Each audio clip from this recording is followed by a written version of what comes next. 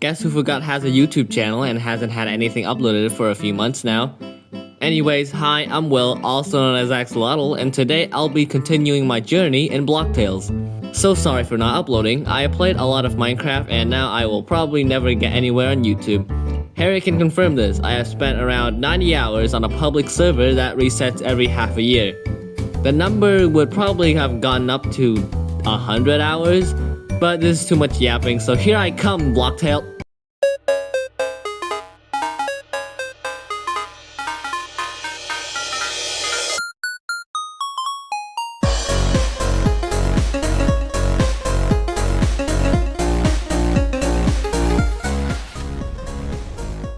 Continuing from where I left off, I paid my respect to the crippled man I beat up and left to suffer for like 2 months by violating him more. I tried to walk through the first route again, but quickly realized that I suck and died relatively quickly. And during the entire first recording, spanning almost 30 minutes, I missed more skill checks than my entire Danny's World career and whiffed more blocks than a milestone for Guest and Forsaken.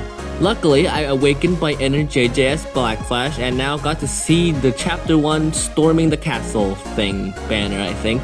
Then I killed everything in the cave, connecting the plains with a snow biome. Not much happened, except me being unable to see ants and helping Turi the tutorial penguin. That is until... oh god, Teko joined.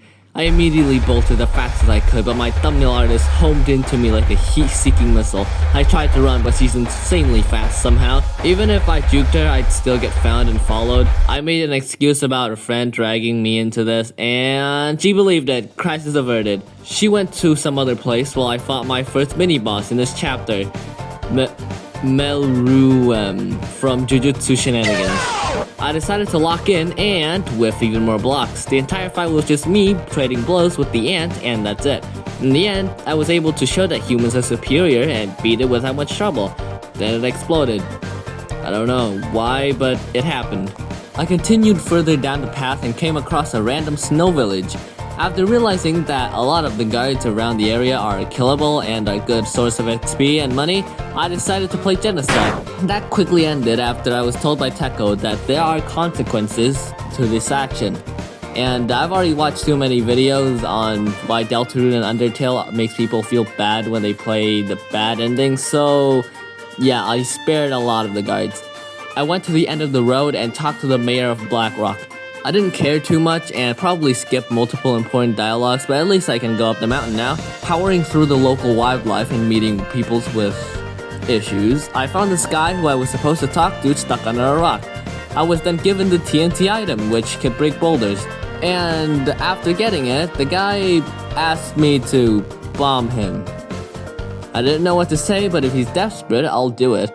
Turns out Roblox is family friendly and lets the guy live despite getting blown up by explosive point blank, while random ants have to explode because of the memes. Side note, this is at the point where I'm reading the script I realized that I didn't actually have any audio for the game for some reason.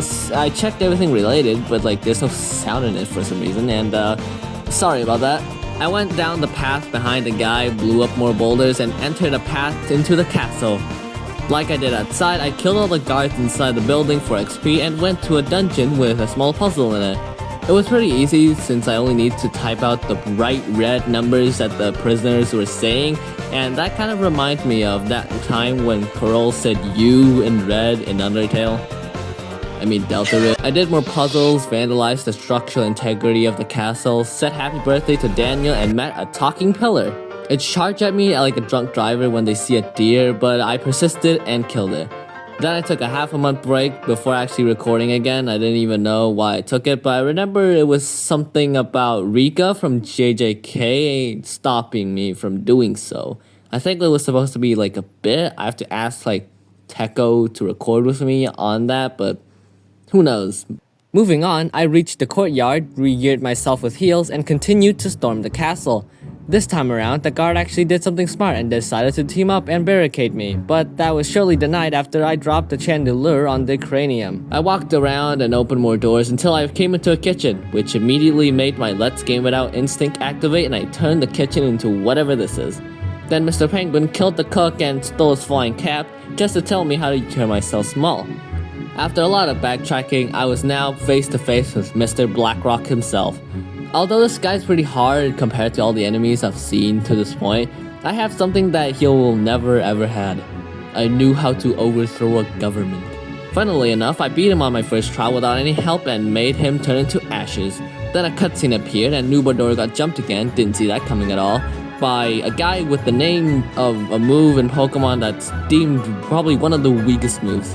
Builderman is still getting kidnapped and brought somewhere green, definitely not a place with a certain character that if Teko see will freak out about, and that's how the first chapter went. Thank you guys for waiting so long for this video to come out. Some concerns about this series is Teko is starting to catch up on what is happening, and is considering to re-download YouTube back, so I might have to rename the series to something else. Additionally, I'm finding a fix to the audio thing, so stay tuned to find out how that goes. There are some chances of me streaming next week prior to this recording right here. I'll see how that goes. Anyways, thank you for watching. I'll see you next time. Also, happy summer break. And Jane, you are early.